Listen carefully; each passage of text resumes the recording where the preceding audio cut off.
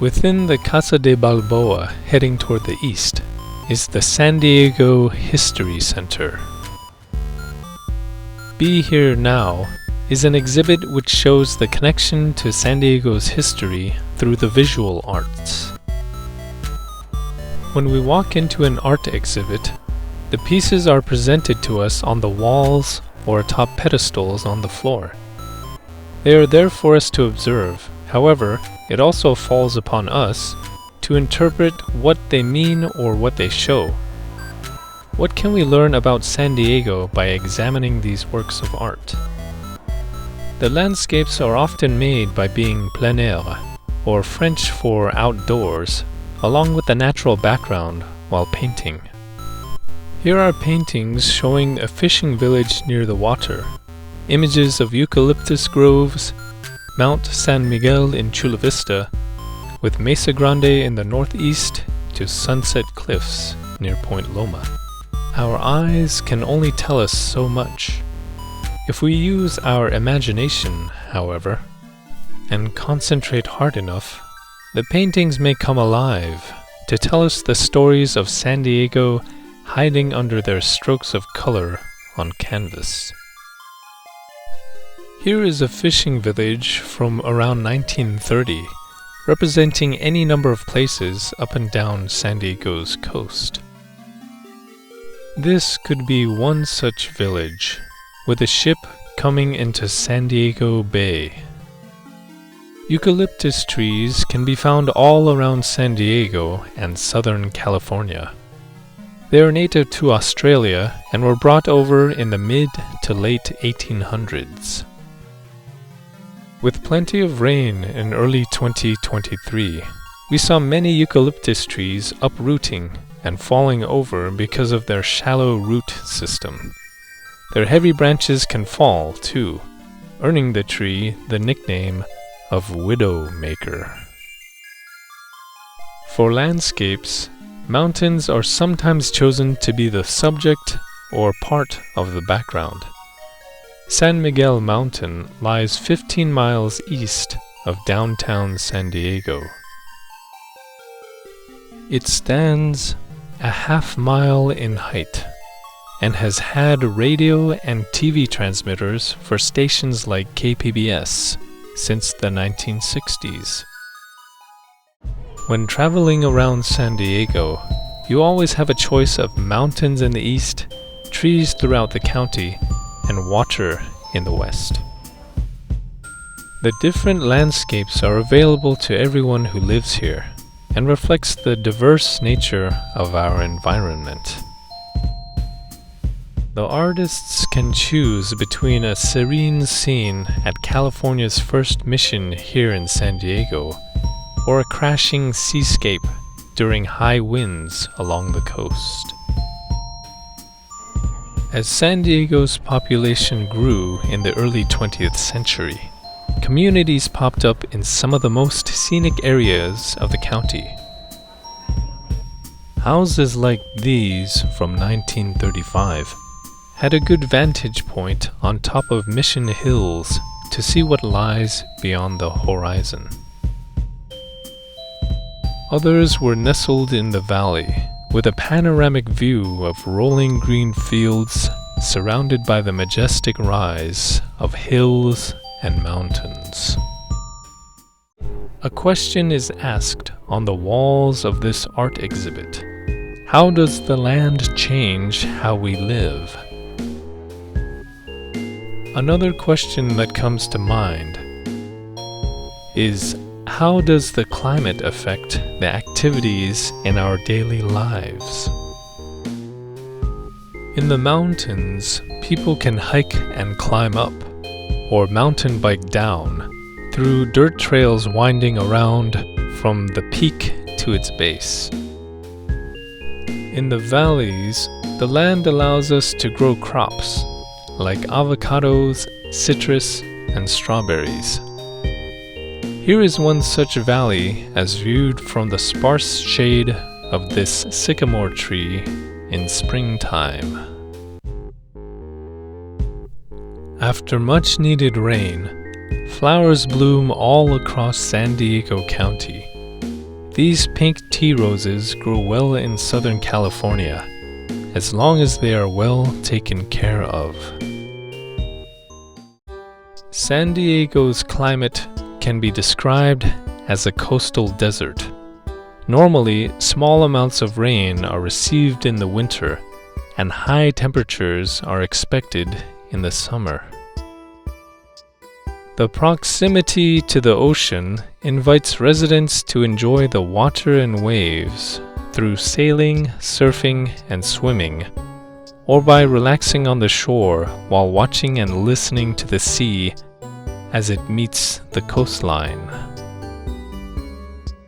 How did settlers in San Diego choose where to live, and how did they adapt to the surrounding land? Many of the early homes in San Diego were built out of adobe, a combination of clay, straw, and earth taken from the land itself. The thick walls could absorb heat during the day and slowly release it at night. This one has seen better days. Houses could be built on the plain, where the land was used for raising cattle or crops. The open space and vast amount of land provided for pastoral scenes like the one portrayed here by an artist in the late 1800s. Here's another oil painting from 1936. This one shows the edge of Oak Grove, just off the northern side of Palomar Mountain, where pioneer Nathan Harrison claimed land as the first African-American homesteader in San Diego County. Living in a coastal desert like San Diego means snow is rarely seen, and even then, only in the higher elevations. High summer temperatures and our arid, dry climate leaves us prone to wildfires. As of March 2023, fire insurance has been canceled for some condominiums and homes in communities like Tierra Santa, Scripps Ranch, and Rancho Bernardo. Unfortunately, the whole state of California seems to be a fire risk in the eyes of many insurance companies. One of the pedestals has a picture of the county administration building with the guardian of water standing in front. Above that is the History Center's smaller version of the actual sculpture. It was created by Donal Hoard in 1939 and looks out over the Pacific toward Yokohama, San Diego's sister city in Japan. Here is the Guardian of Water located in Yamashita Park in Japan. The plaque reads, "Presented to the people of Yokohama by the people of San Diego, May 1960. The Guardian is a pioneer woman carrying a jug of water, a precious resource in a dry climate." These woven baskets were made in the early 1900s by Native Americans or Kumeyaay people. Many of Donal Hoard's sculptures focus on the indigenous people of the Americas. His sculptures can be seen in Balboa Park, SDSU, the marina near Seaport Village, and other locations around San Diego. 2 years after Donal Hoard's death, this bronze sculpture was commissioned as his final work. It is called Summer Rain and depicts a male figure dancing on a cloud to create rain. His hair is swept back like a thundercloud, and a rattlesnake on top represents lightning. Here are some sculptures Hoard made of people crouching or sitting on the floor. What are they doing? They're actually playing a Native American game called Peon. It has other names like hand game, stick game, or lahal, among others.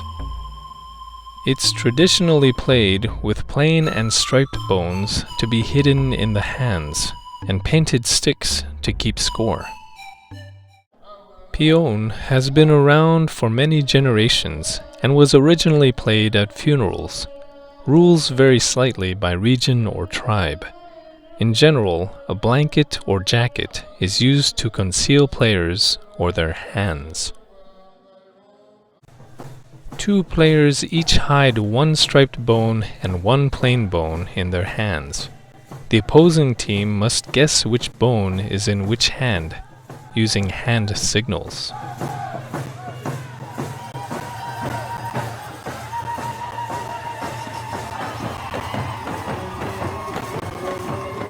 You have to point which side. This way, point like that. On which side you think the plain bone's on, and sometimes if you go like this, then you're guessing the outside hand, and we go straight down the inside. There are a lot of hand gestures where people kind of move their hands really fast, and that's what a lot of people call a fake shot, where they'll go like this, and it's not really a point, but they'll move their hands in certain gestures. And what they're trying to do is they're trying to get into the other player's head. Okay, which side is the bone? And if you're looking directly at the person that's shooting, most likely, if he goes like this, you're going to want to open your hand if he's shooting the wrong one. If he goes like this, you're not going to want to open your hand because it's the right one. And a lot of times they kind of pick that up when they're doing the hand gestures, or they do fake shots where they turn back the finger like this, where it's no shot, but it looks like they're shooting that way, and somebody will open up and say, oh, I got him, and they'll shoot that way. A correct guess earns a stick. A wrong guess loses a stick. The hiding team distracts the guessing team through songs and chants until all bone positions have been guessed. Then the teams reverse roles. The team with all the sticks wins the game. Even with just a basic understanding of the rules, it is very interesting to see the energy put in by the team members.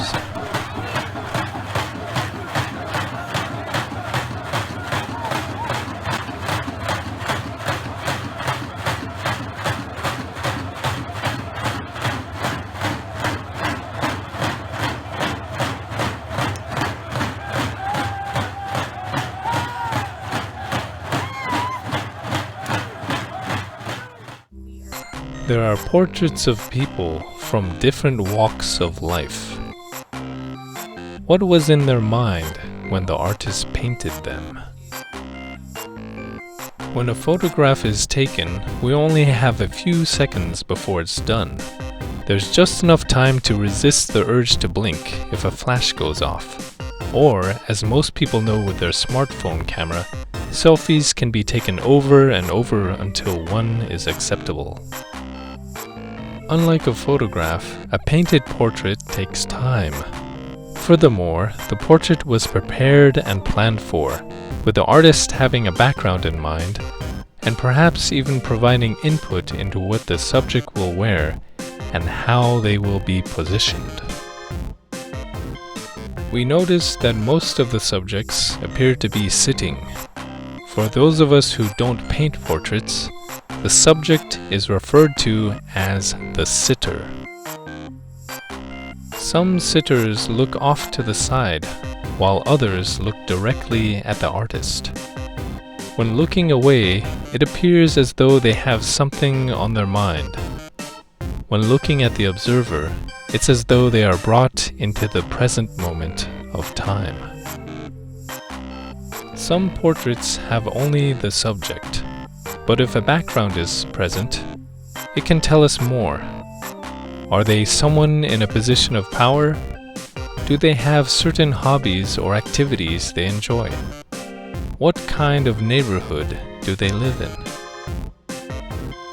A portrait can also reveal information about the artist. The manner in which they portray a person may indicate some of the artist's personality or beliefs, as well as their connection with the sitter, whether it is just an acquaintance or through relation. No matter how the portrait captures a subject, the impression depends on a third person, as beauty is in the eye of the beholder. How do people make a life here? What did they have to overcome to get where they are? Art can show us who someone is and what they do. We can then ask, does everyone have the chance to live a good life? And what does it mean to live a good life?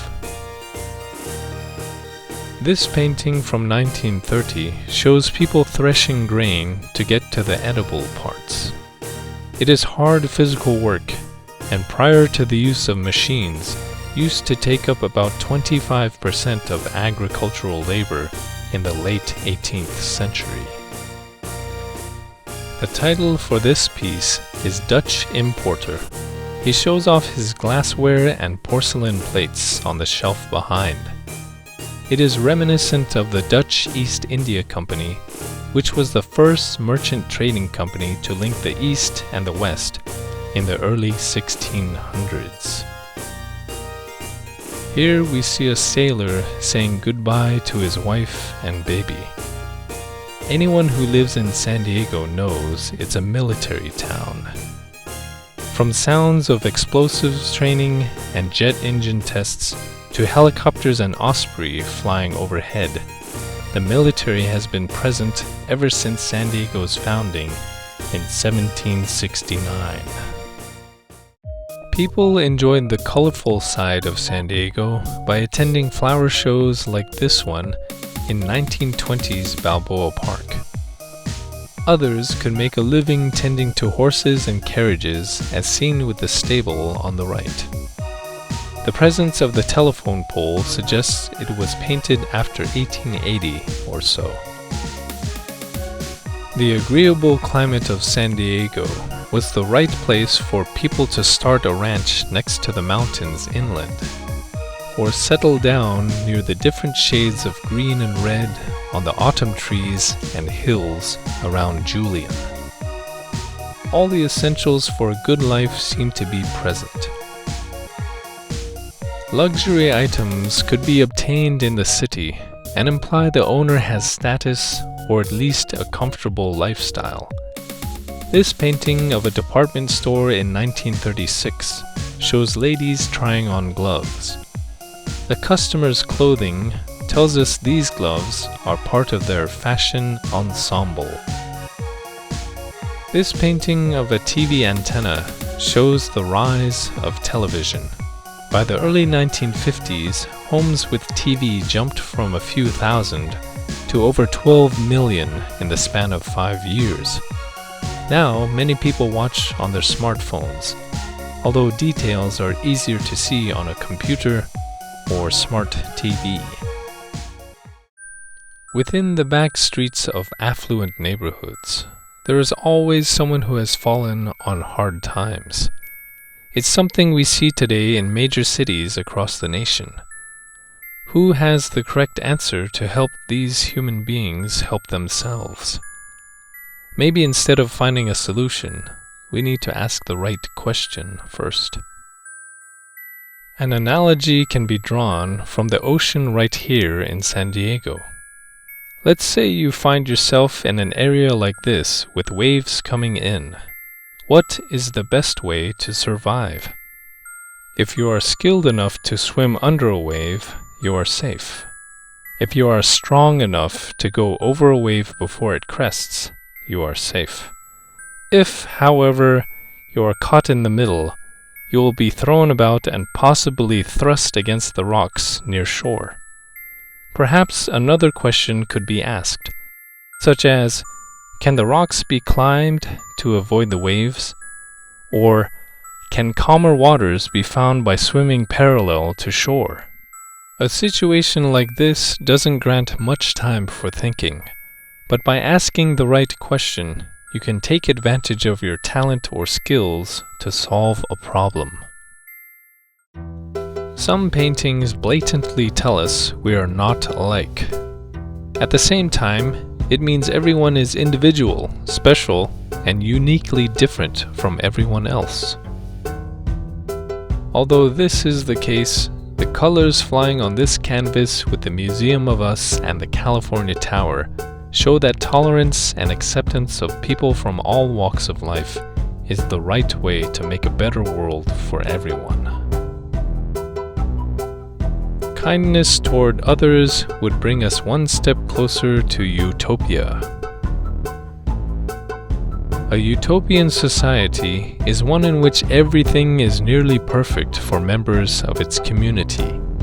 In our modern world, however, this seems unobtainable.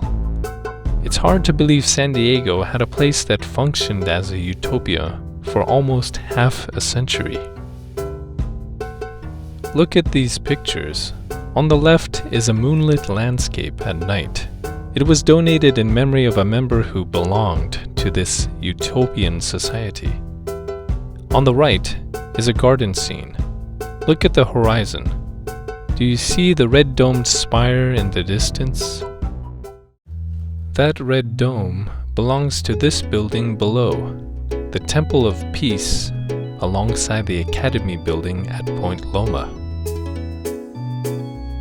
The surrounding land was planted with an abundance of trees and orchards.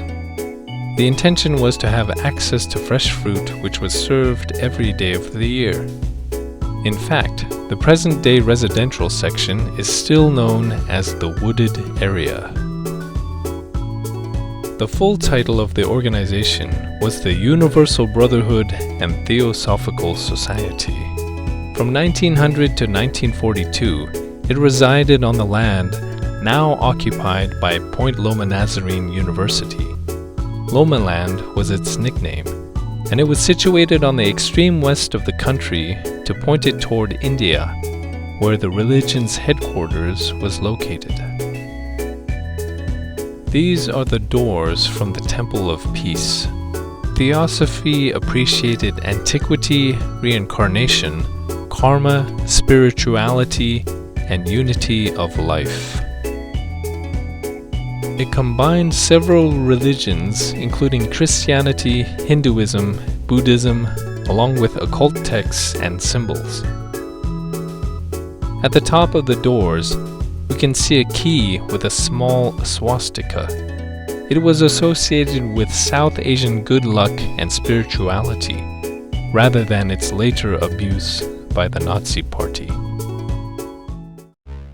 Loma Land had a Raja Yoga school to educate children, teach them in moral and spiritual values, as well as learn drama and at least one musical instrument.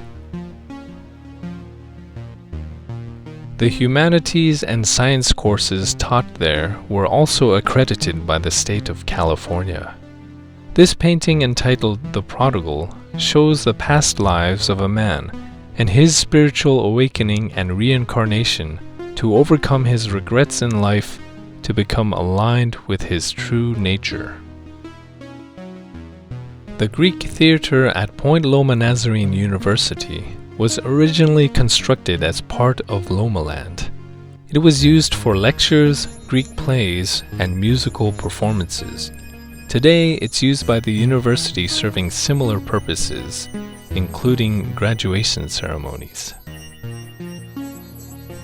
There were other buildings constructed at Loma Land, including a temple, hotel, textile factory, a bakery, publishing house, and others.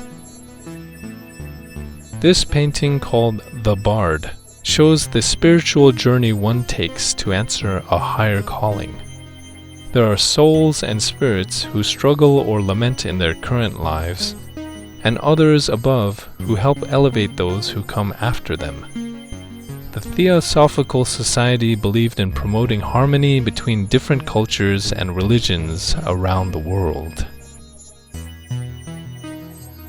By 1942, the Theosophical Society moved from Loma Land to Covina, in part because of financial hardship and also out of safety due to the threat of a West Coast attack, since America had just entered into World War II.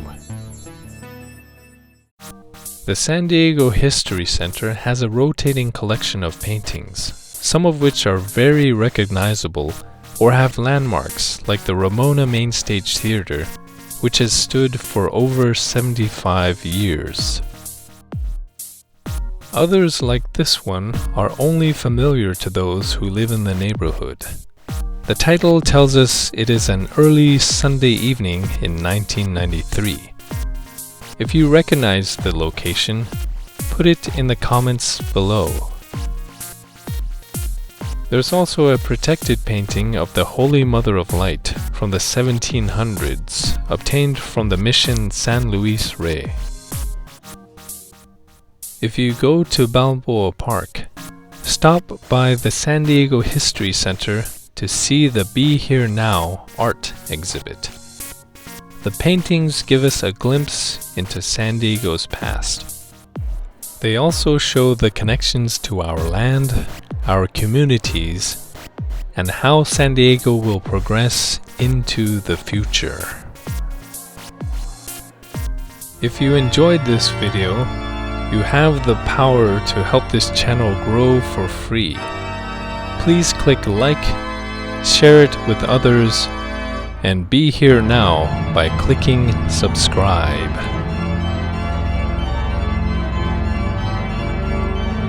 Thanks for watching San Diego Review.